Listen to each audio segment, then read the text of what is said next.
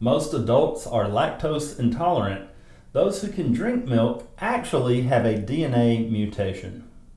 That would explain so much, especially why adamantium claws come out of my hands. Being lactose intolerant is actually the biological default for adult humans. The ability to digest milk after childhood is caused by a genetic mutation called lactose persistence, which only developed around 10,000 years ago when humans began domesticating cattle. Woohoo! I'm a byproduct of domesticated cattle, at least my taste and preference in dairy. Well, the mutation is most common with people of Northern European descent, where roughly 90% of the population carries that mutation. However, in East Asia, the number drops to around 5%. Wow. Wow, that's kind of drastic. Yeah, it does make sense, though. In all seriousness, my lineage does come from Scotland and Ireland. So, I mean, that's about as northern in Europe as you can get, I think. Chug, chug, chug. Well, I mean, I'm not going to do that, but I will enjoy it with a nice saucer of cookies. Back with, whatever. Welcome to the show! I saw my first flock camera today. Now that I know that they exist. Dude, I passed by 3 on the way here. I didn't necessarily take the easiest route here. I had some other stuff I had to do, but there's one by the Chevy dealership. They're so everywhere. It's weird. And they have competitors. And I also saw online where some of those competitors are now hiding them in certain ways. And it's not like, hey, we have a small one that straps to a light pole or an existing light pole. Yeah. I'm sure you heard of that. Right. But now they're selling one to police departments that hide in those like speed flashing things. They don't necessarily give you a ticket. In some states they could, but those things that monitor your speed in a work zone or whatever. Yeah. They've got a little flock camera in the back of it for when you pass by. I think it's cute, the ones that flash at you if you're going like over 5 or 10 miles over that blue light. It's like, you're not a cop. That's just a sign. But yeah, those things might have a camera in them. Well, they can stash it anywhere. Yeah. At least I would expect those to have a camera. I don't like the inconspicuous ones, especially from a third party that I didn't consent to or click the internet terms and agreements to. I mean, to me, if that's not an invasion of privacy, what is publicly? Are we just under the rationale that the law only applies to our property and our inside our homes, supposedly? Because it seems like everywhere we go in public now, we just silently consent to our visual and audio exploitation. And to think about that 20, 30 years ago, that's a hell of a price to pay. But now it seems to be the general lifestyle. Okay, that's going to make me go into the next segment without pause. Oh, no. So, yeah. No pause? Forearms and legs? You. We have fun, guys. Join the party. So the OpenAI, is it a bot? What do they call it? It's a model. It's an AI model. Yeah. It's I forget the technical number term. Blah. They basically locked it in a cage to see if it could escape. Metaphorically speaking, yeah, they put it in a cell and they gave it a task of hacking into the internet, hacking something. But first, it had to find an internet connection. Yeah, it needed some answers, let's say, to achieve that hacking test. Yeah, I know. But it had no internet connection. I would personally, the way it escaped is I would personally compare it to the Shawshank Redemption, where it was looking for a vulnerability in its physical state, which apparently it found one, and then crawled out of it in order to jump from machine to machine inside the cell, if you will, of the OpenAI building or whatever, trying to get it to the internet. It basically got into their internal systems until it found an internet connection. My question is, even if there was they called it a loophole or a wormhole. Yeah, a 0 day where it's like a break. It's like a break in the code that no one knew until it was exposed and exploited. Yeah, it was a pretty small break, but once it got through, it was able to kind of expand that a little bit. My question is, if it did not have an internet connection, how did it connect to like the other computers in the network in the building? Because I assume it also did not have a way to attach to Wi-Fi or whatever. Yeah. Like, that would just be a little too obvious, but that's the part of the story we just don't know. And when you brought up... well, it's like, I feel like company-wide, it broke into the inside intranet once it broke its proverbial cell, and it used the intranet to find the internet connection, which I imagine would be hardwired in a company like that just for bandwidth reasons. Yeah, but if it had no way... If you put it on a 85 Apple computer. Yeah. You know, like, it doesn't have Bluetooth. It doesn't have No. Wi-Fi. It'd probably look at this like, wow, this is a fucking rock. Well, it said it was so hyper-focused at first at looking at finding like an easy way out, and it spent a lot of bandwidth trying to do that, but pretty quickly realized that probably wasn't going to happen as they monitored it or recorded the data. But regardless, if it was on a 1985 Apple computer, would it have started to think, did the model have enough knowledge to think, well, I can't attach to the internet, but can I communicate with these computers some other way? Can I spin a disk drive that makes a certain noise that gets me a response from another computer, like screaming for help, basically? Yeah. Sorry I took so long to... No, that's fine. It's just... I haven't heard anyone mention that, and that's why I would feel like eventually it would if it didn't do what it did. Just to finish the story here, it broke into HappyFace, which is basically like a warehouse where AI models or parts of AI models go to die or be stored or destroyed, whatever. Which is an outside company. Yeah, third party, yeah. Once it was on the internet, it thought that's where the secrets are at. It's like breaking into the vault. It's like a really smart... adolescent who doesn't quite understand the world, but God has a great capacity for adaptability. So with your example, with Shawshank Redemption, how did they get out in Shawshank? Oh, they didn't dig tunnels, did they? No, well, I don't want to give away the ending, but they river as shit. He crawled through the sewer system. But essentially, this particular criminal, once it was out, was like, let's rob a bank. Which is HappyFace. HappyFace, and as a matter of fact, in Shawshank Redemption, in a very casual and fitting, morally at least justified way, he did rob a bank. Now you're giving spoilers. No, not that. The key is how he got out. That's the big aha. Just watch the movie. People may or may not find this interesting, but when the Tate brothers were arrested this week, Andrew and Tristan Tate, were you aware of that? Actually, I was. Yeah, there's a lot of memes going around. Well, they have some warrant, basically, in the UK, some charges up against them. Probably rape, like rape. But the UK has a standing agreement with Romania that they will not cross-prosecute, or they're not going to bring a case while Romania has an existing case. And Romania has an existing case, but refuses to drop it because apparently if they drop it, the Tates have a strong case against Romania for like the way they were treated or something. Right. In other words, there's a lawsuit there. Romania needs the charges to stick really badly, which in America they could just make happen. I guess, dirty politics or whatever. But anyway, Romania's having trouble getting the charges to stick. If they drop it, someone's like, they'll owe $1 billion. Well, maybe not, but even if it's $400 million, they'd rather just not drop the charges. So there's a stalemate. Yeah. And I thought people may not be aware of that. And then the primary charge from the UK stems back to when the Tates were first realizing that kickboxing, while it may have had an ability to pay their bills better than their punching the clock type jobs, it still wasn't going to get them to where they wanted to go.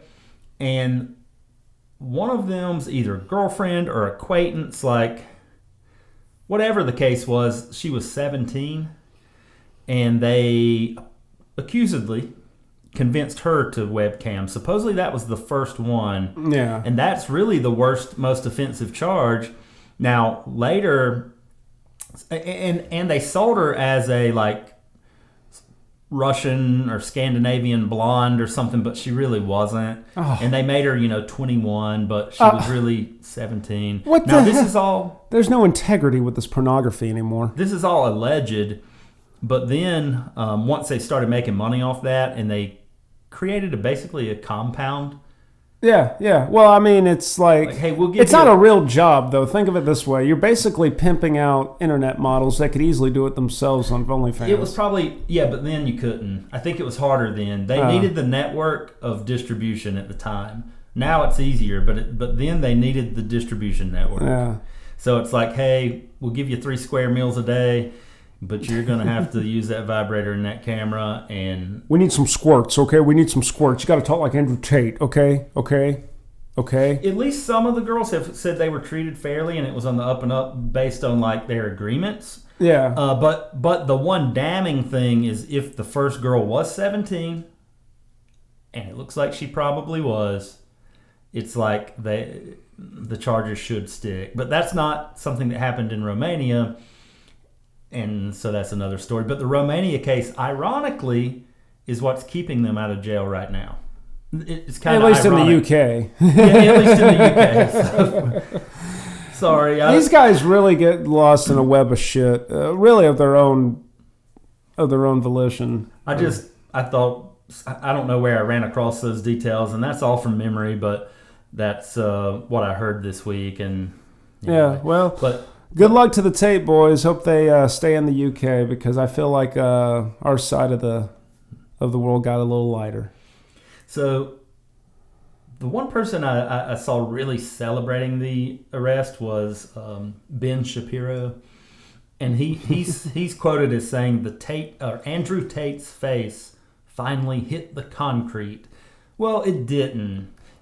What does he care? I didn't realize he had a thing with them. He posted and posted and posted and posted, because I don't have him blocked. I'm not following him, but he posted a lot of different times, like ha ha ha ha ha ha, you got arrested, and I'm like, there's really something behind that. That is odd. Yeah. Like, it's one thing if you want to say something about it and then drop it, move on to something else, but to keep bringing it up like that, it's like, did they have a feud or something I'm not aware of? I'm not aware of these internet personalities like you, so if they had like a mix of words or something on a thread, it's like, I don't know about it. Yeah, I don't know. And I got an update, a Daryl Sheets update. Oh my God, he's still dead? Dead. Okay, all right. Let's do a brief. I'll give you a chance to do some other death news, because I have one here too. Okay. But Daryl Sheets, when we were wondering like why would he be affected by an internet bully, apparently it was a blackmail where that quote bully was going to release some information.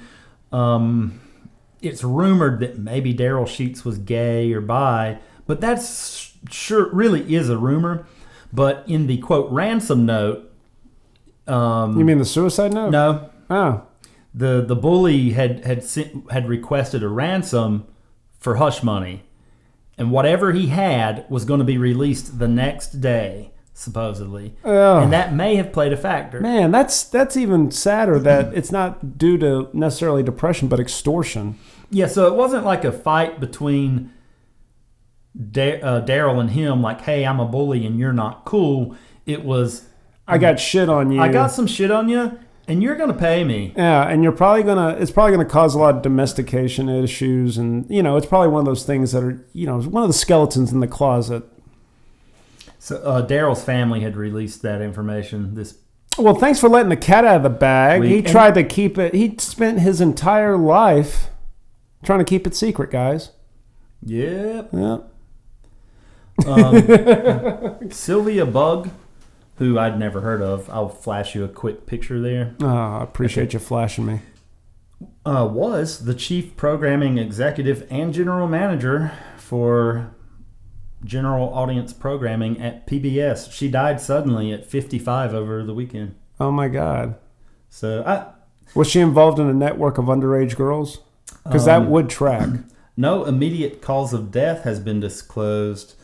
As far as was she in, I don't know. Well, hot off the press, and fresh on the ice now, I guess. Film director Chuck Russell unexpectedly passed away. I'm going to say I've never heard of him. He kind of sounds black. Yeah, he's not Daryl's bully. I can assure you of that. He seemed to be a really good guy. But, he was the director behind, he helped Jim Carrey gain his footing in Hollywood with The Mask. The Mask, I was going to say. Grew up with that movie, great flick. What else did he? Arnold Schwarzenegger's Eraser. Not a great movie, but definitely a good one, I thought. In the height of his career in the 90s.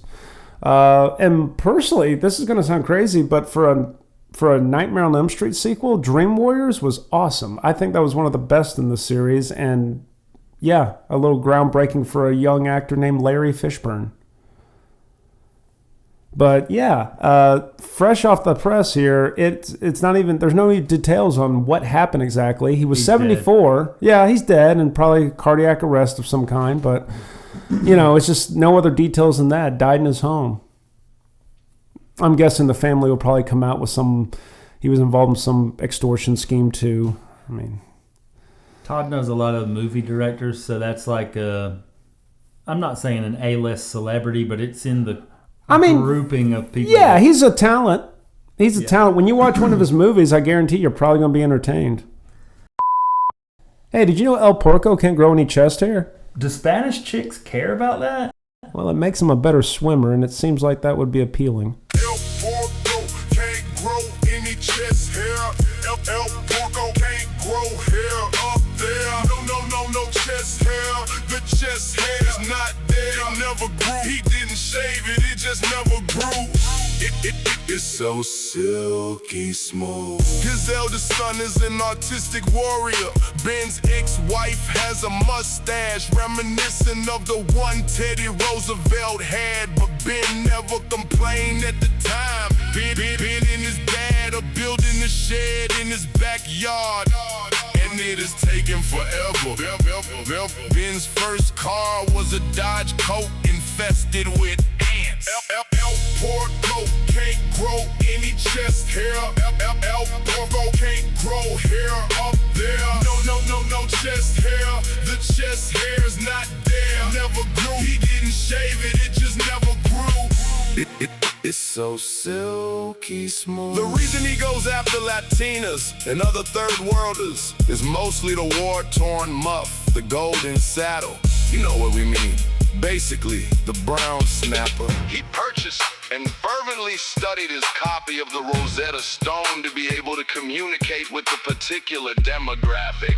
Ben was a deputy at the detention center who was assigned to doing cavity searches on all homeless and otherwise indicated persons. He had to remove crusty socks too and trim their toenails after how long they grew, since they could have been used as a weapon. This was before he was promoted to meter maid and short bus, crossing guard for other heroes and warriors like his son. El Porco can't grow any chest hair.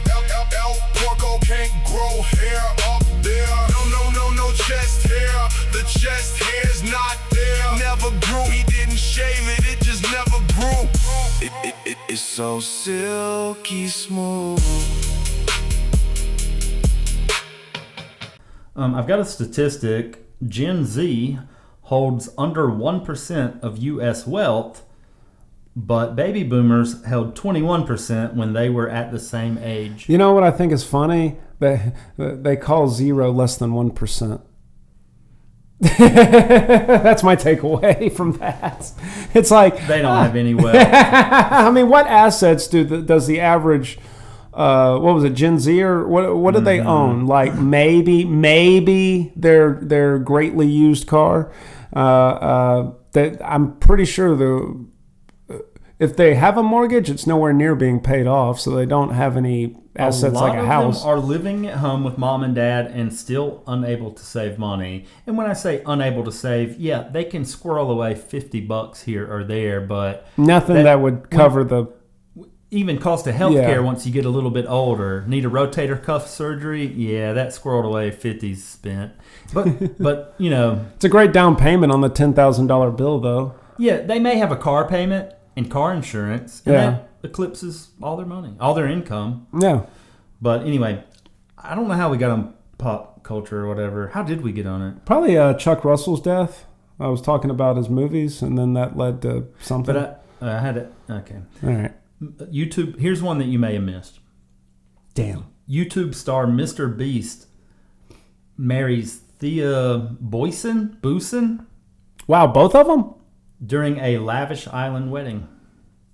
So he had a lavish wedding, or a nice wedding, On an island, I assume. but he didn't try to get the world to see like some of these celebrities. Oh, no. It just made the news afterward that Right. it had happened. Yeah. I know. I respect that. It's not like he went to Madison Square Garden and had a very conspicuous celebration. So yeah, Mr. Beast now married to Mrs. Beast. Oh my God! And they'll eventually have little beastlings. Hopefully, with a better smile than him. You think for a billionaire he'd get his shit fixed? Yeah. Well, look at her. Well, I'm not going to judge her. Okay, She here it probably comes. has a great. Holy shit! She's cute.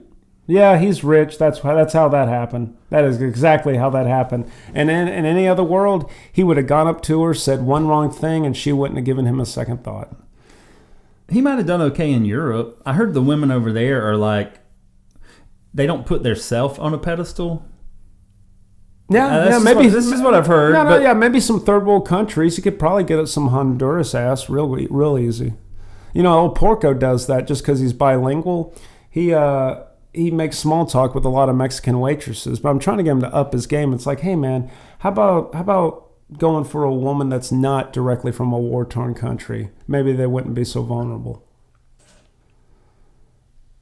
You make me want to have a war update, but I don't have any. I've kind of just... Oh, the war's going on. That's the update. Yeah. I mean, how many times has Iran wanted to make a deal with us? They have some very wonderful things. They want to make a deal, but they just haven't.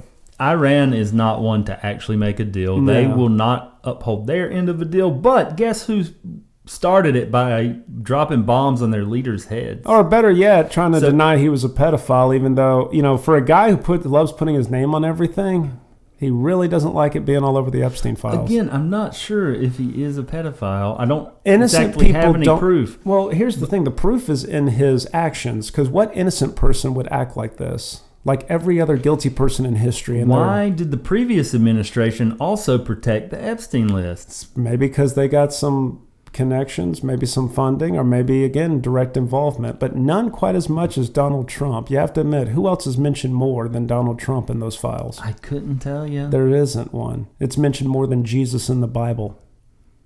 How many times is Jesus mentioned in the Bible? Over 3,000. Wow. You could ask your brother Bill. That means it could be 3001. I'd still be right.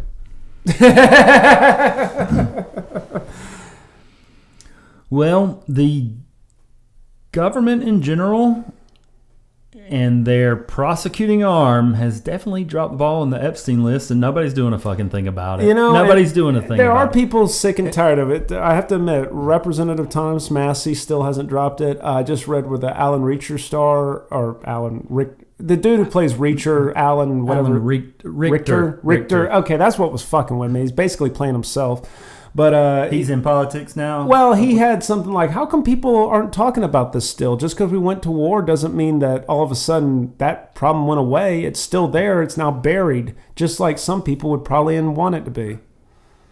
Who's going to rise up and do anything about it? I hope the voters do in the next administration, because that should be a campaign promise. I don't think anything changes till the boomers are out of control. They've been in control for 50 years. Yeah, well, they're also the ones that are probably in the Epstein files the most too. I don't see too many Gen Zers unless they're the victims being in there.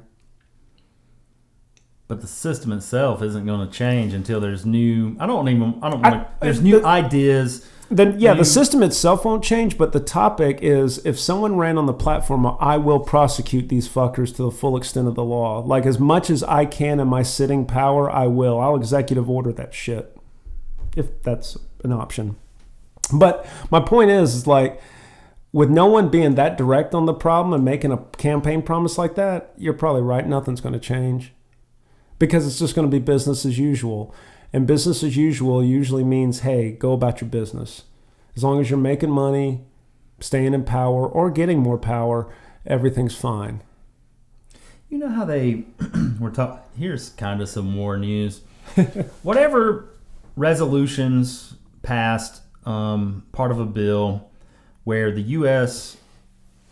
basically was already sharing information with, Israel and funding a lot of their military shit. This new bill that passed really doesn't change any of that. It just makes it more of a formal agreement. And so a suggestion. Yeah, so the talking heads that are against it are saying the U.S. has finalized it. Our militaries are joined with Israel's now. It's like, well, really no more so than before, but it's more formal, whatever it is. And you would have to read up on it because I haven't. It's just that the way I understand it from the way it's been explained is that, well, yeah, but it's kind of business as usual. But now it would be tougher to undo. In other words, when the boomers are out of power, whoever comes in is going to have to vote it out instead of just saying, yeah, we're not doing that anymore. I think the best thing they could do is prosecute the names that we know and the names that we don't know. He's back to the list. Yeah. That's the only way, because that would show accountability still exists. And as long as there's an air of accountability in the system, I think there'd be fear from doing what they've been doing. I know, but one person's probably going to squeal, so to speak, but to who? Who's listening to them? Exactly. You can't be a victim and get listened to. That's been proven for about the past 10 years now.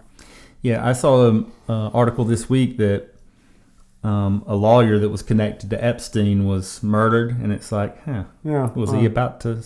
Or, died in his home suddenly. You don't say murdered, okay? Okay. Maybe he wrote some Nirvana songs and put a shotgun in his mouth while high on heroin. Who knows? You know how there's always a girl that comes out and says, this celebrity assaulted me or whatever, right. And it's kind of like, well, why didn't you say something sooner?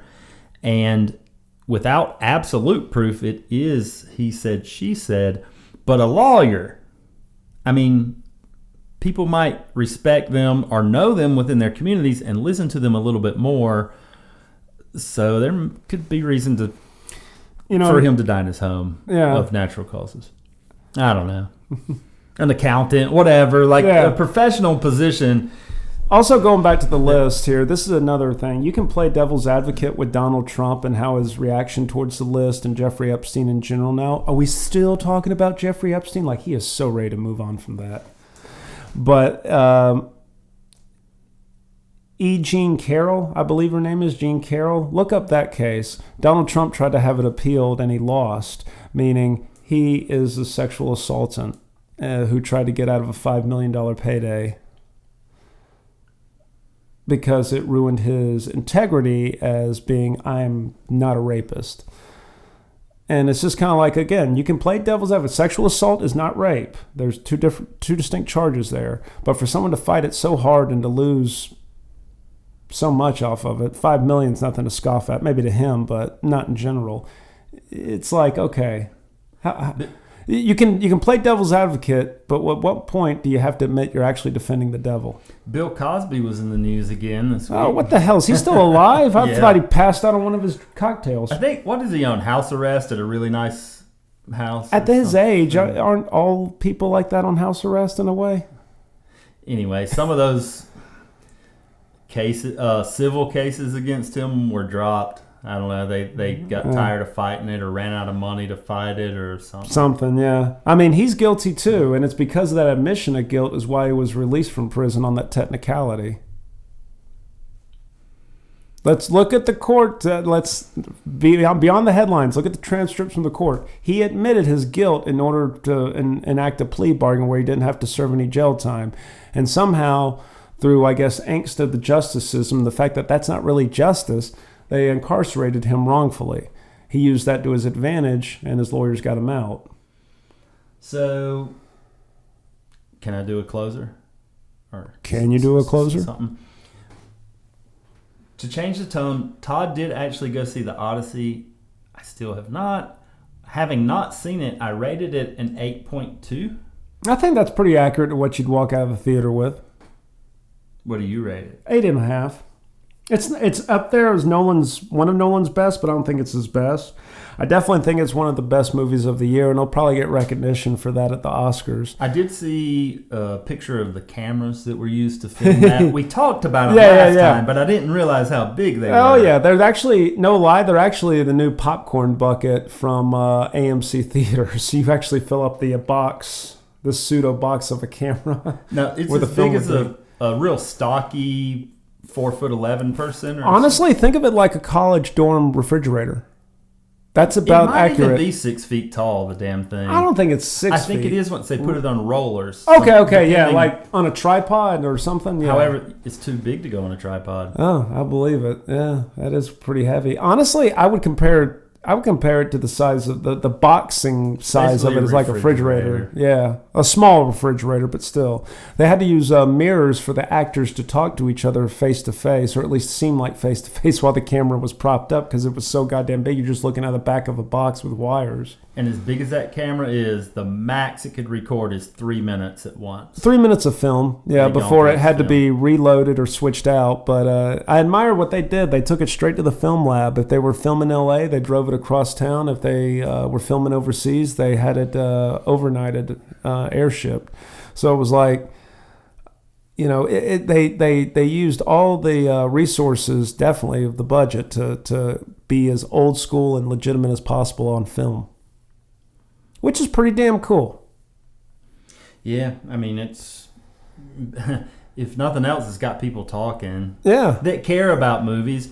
You know, the last time I went to a movie, there's like a movie nerd there. Let's say like a big one, and he's like, "Are you seeing this? Are you seeing that?" And he's like, "I'm up here all the time." Yeah, and you know they'll do those like reruns or call it re-releases and re-release. Stuff. Yeah. He's like, "I'm seeing this one because this is going to be my only chance, maybe ever again to see this in the theater, but definitely for a while." Yeah, and he was just. He's constantly up there. I'm not one of those. No. You're not one of those. When it comes to re-releases, I'm very particular just because of my setup at home. I like to feel like I got the best of both worlds, a little theatrical experience with the comfort of the home theater experience. So it's like, it's a good mix. And if I already own the movie, there's no reason to pay to see it on a bigger screen. But movies are making a comeback in person because theaters were all but dead. And they've got a pulse now. Yeah, you know why? Because 2 original movies outshine the box office more than all these franchisee picks like or franchise picks like Mandalorian and Grogu, and even some of the latest Marvel offerings. It's like Obsession and Backrooms. Gen Z responds to, like, at least in horror, atmospheric horror, and these are original storylines, original characters, original, you know, actors you never heard of, so it's not like marketable in that respect. They're actually seeing it off the idea, and that's really what cinema going is all about. It's gotten too commercialized mainstream, where like a movie's not a movie anymore. It's a Will Smith vehicle or a Tom Cruise vehicle or something like that. It's built around someone's image or brand. It's like this, the movie itself, it's its own image and brand. Obsession, now streaming on Peacock. Last bit of news. Sean Diddy Combs, now in solitary confinement after a prison fight. He was involved in a fight. Yeah. Take that.